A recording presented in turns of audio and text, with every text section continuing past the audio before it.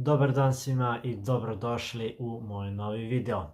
Za danas nešto malo drugačije. Kao što možete vidjeti po samom naslovu, danas želim da vam pokažem ili skrenem pažnju na neke, po mom mišljenju, izdavače kojima vredi dati šansu. Ovo će naravno biti ujedno i video podrške nekim novim izdavačima. Znamo da se u Srbiji stalno rađaju neki novi knjiški izdavači, što je svakako nama knjiškim moljcima jako drago. Naravno, tu će biti par izdavača čija ja izdanja imam u svojoj biblioteci i overio sam ih i svidjela su mi se i onda mogu da vam ih preporučim, tako da će biti svakako ću podržati tu neke nove izdavače. Također želeo bih da vam skrenem pažnju možda na neke edicije i neke druge izdavače o kojima čini mi se ne govori se dovoljno o njima, nekako su ostali u senci. Naravno neću pominjati ovdje one ogromne izdavače kao što su Laguna, Vulkan, Lom Dereta i tako dalje. Ovdje se podrazumeva da ću govoriti o manjim izdavačima.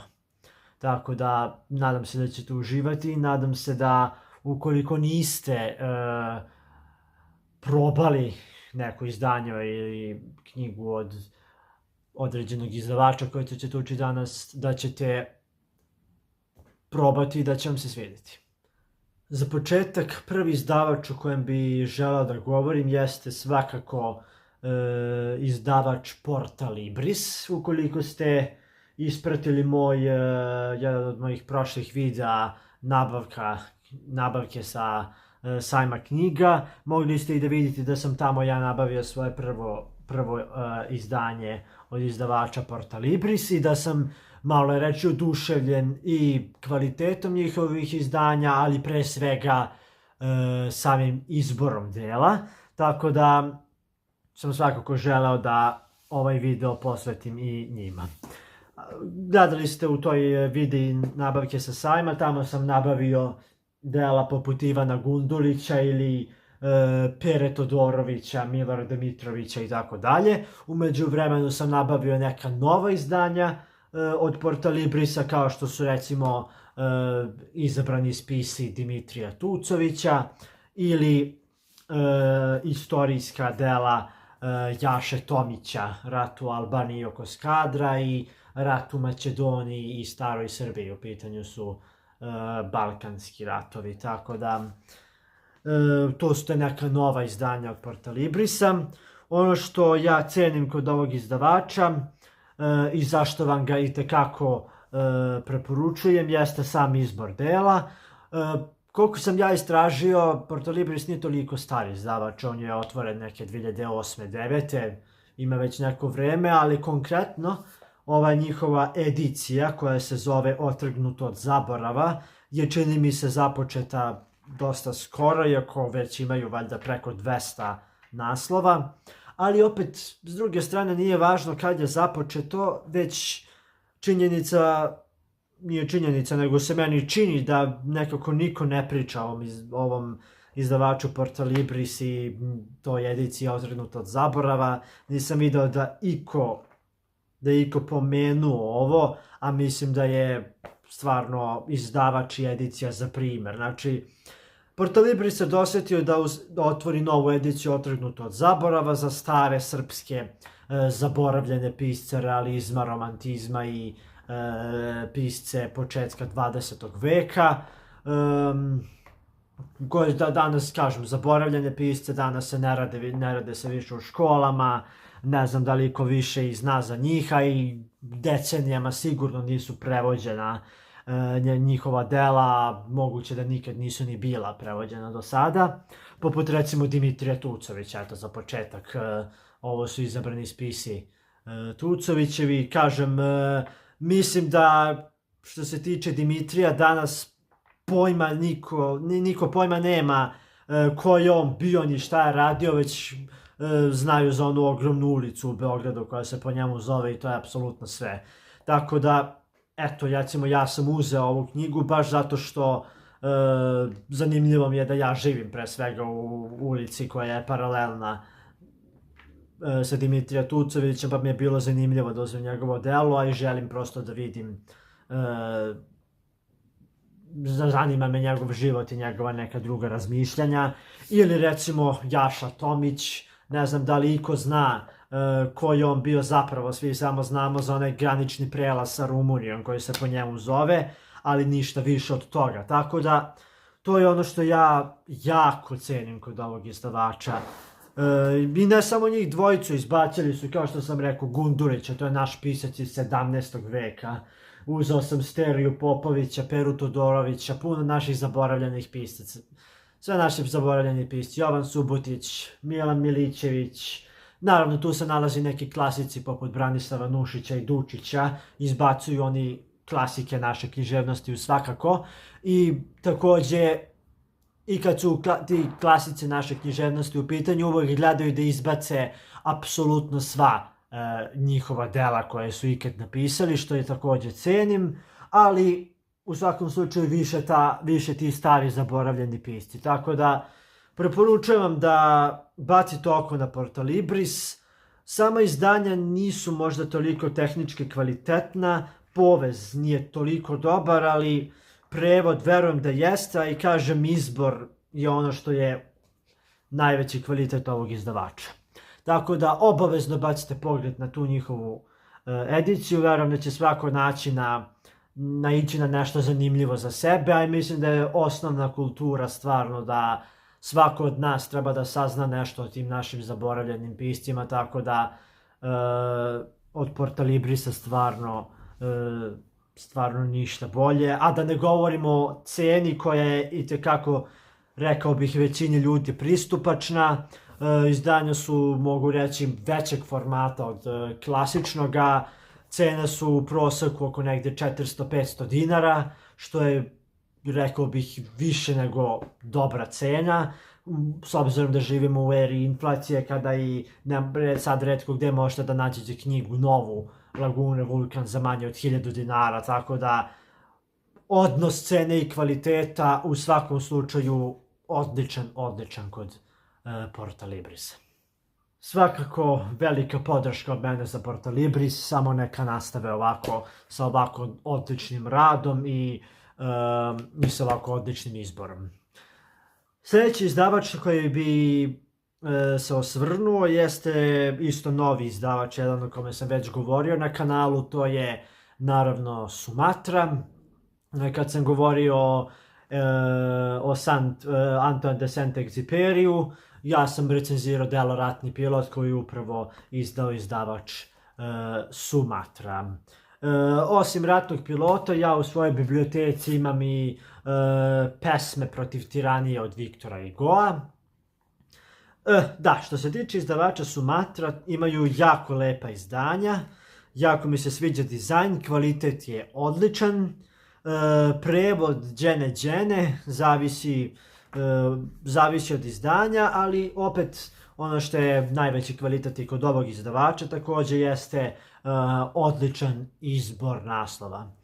Ne znam da li ste igde pre Sumatra vidjeli da je neko izdao Pesme Viktora Hugoa, svi znamo za njegova toliko prevođena prozna dela, Jadnici, Bogorodična crkva u Parizu, ne znam, Čovek koji se smeje, tako dalje, ali za baš Pesme Viktora Hugoa to nisam čuo pre. Tako da velika podrška za Sumatru da nastave sa ovim odličnim izborom naslova. Ono što sam primetio, svi ovi izdavači već imaju svoj internet sajt, tako da svakom slučaju možete baciti pogled. Ono što sam ja do sad primetio jeste da Sumatra također izbacuje upravo ta ne toliko poznata dela tih kultnih svetskih pisaca. Evo recimo upravo Viktor Hugo, znamo da ima milion izdanja Jadnika, Bogorodične crkve u Parizu, i zato oni namerno baš nisu hteli to da izdaju, već pesme koje niko pre njih se nije setio da izda.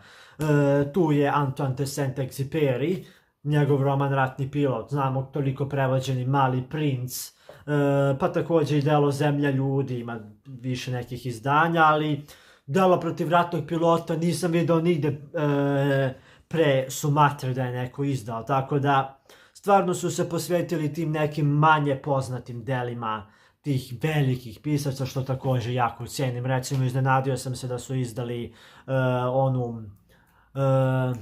kako se zove, Sudoperu, famoznu Sudoperu od Miguela de Cervantesa. Izdali su jako velik broj priča Milorada Pavića, baš su izdali puno i naših pisaca, ali nisu izdali Predoslikan čajem ili Hazarski rečnik koji već ima milion izdanja, već su namjerno izdali kratke priče Milorada Pavića koje više nisu toliko pristupačna izdanja i zato sad imamo ta lepa nova izdanja od Sumatre. Tako da jako cenim njihov izbor dela, bave se svetskim klasicima, znate da sam ja strogi klasičar što se tiče književnosti, tako da za danas vam preporučujem samo izdavače koji izdaju svetske klasike, tako da ogromna preporuka za Sumatru, da bacite pogled na to. Naredni izdavač kome bih govorio jeste Bloom izdavaštvo. Čini mi se izdavač koji je započeo s radom skoro 2018. godine. Još uvek su izdali vrlo mali broj dela, ali mislim da imaju svetlu budućnost, apsolutno imaju veliku podršku od mene. Za sada imaju solidan izbor naslova. Za sada jedino izdanje koje ja imam od njih jeste, izvinjavam se, roman Buvar i Pekiše Gustava Flaubera. Vrlo prijatno iznenađen što su izdali baš ovo delo. Nigde nisam mogao da nađem Buvar i Pekiše Flaubera. Ja imam sentimentalno vaspitanje Madame Bovary i to, ali Buvar i Pekiše nisam nigde mogao da nađem, tako da kad sam video da se Bloom doseti ovog romana, odmah su mojim očima onako podigli. Osim Buvar i Pekiše, izdali su recimo roman Ambasadori Henrya Jamesa, onda da se setim, da, naravno izdali su, kako to da zaboravim, izdali su već nekoliko dela Juna Fossea, ovogodišnjeg dobitnika Nobelove nagrade, onog skandinavskog pisca, tako da definitivno odličan izbor naslova i mislim da ih čeka svetla budućnost. Izdali su i neka druga meni nepoznata dela, nepoznate pisce, mislim da su to neki savremeni pisci, što također podržavam, uvijek su dobrodošli neki novi pisci, ali da, kvalitet izdanja je odličan, font je super, dizajn mi se sviđa, uvijek je dizajn ovako pisac i neka boja ovako preko, baš mi se dopada ovaj dizajn od Blooma. Kažem, opet izdaju, čini mi se za sada, neka ne toliko poznata dela svetskih pisaca kao Buvar i Pekiše Flaubera ili Ambasadori od Henrya Jamesa. Pre njih mislim da decenijama niko nije izdao ova dela, tako da jako poštujem i ovaj izbor od strane Blooma. Tako da jedino za sada imam ovo izdanje, ali definitivno ću uzimati još dalje i apelujem na njih da izbacuju više klasika književnosti kao što je ovo delo Flaubera. Bacite oko na ovaj izdavač, stvarno ljudi dobro rade. Još jedan izdavač koji je također vredan pomena, ali ja nažalost još uvek nemam ni jedno fizičko njihovo izdanje, ali pratim šta izbacuju i mislim da su stvarno vredni pomena i mnogi drugi knjiški moljci koji snimaju za YouTube su izbacivali neka dela upravo od njih. U pitanju je Dokaz izdavaštvo. Pre svega pohvalio bi dizajn njihovih knjiga, stvarno su onako slatka, lep izbor boja.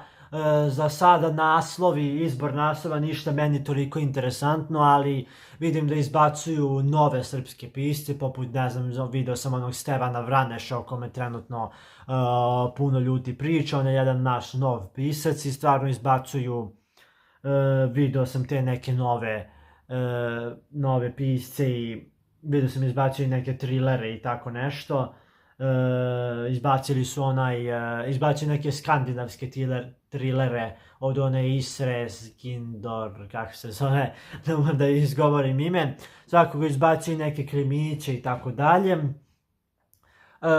Ali kažem i naravno neke nove srpske pisce, što također u svakom slučaju podržavam. Dizajn izdanja im je jako lep, cene pristupačne, tako da mislim da vredi pogledati i taj izdavač, isto je započeo s radom negdje tipa 2018. godine ili tako nešto.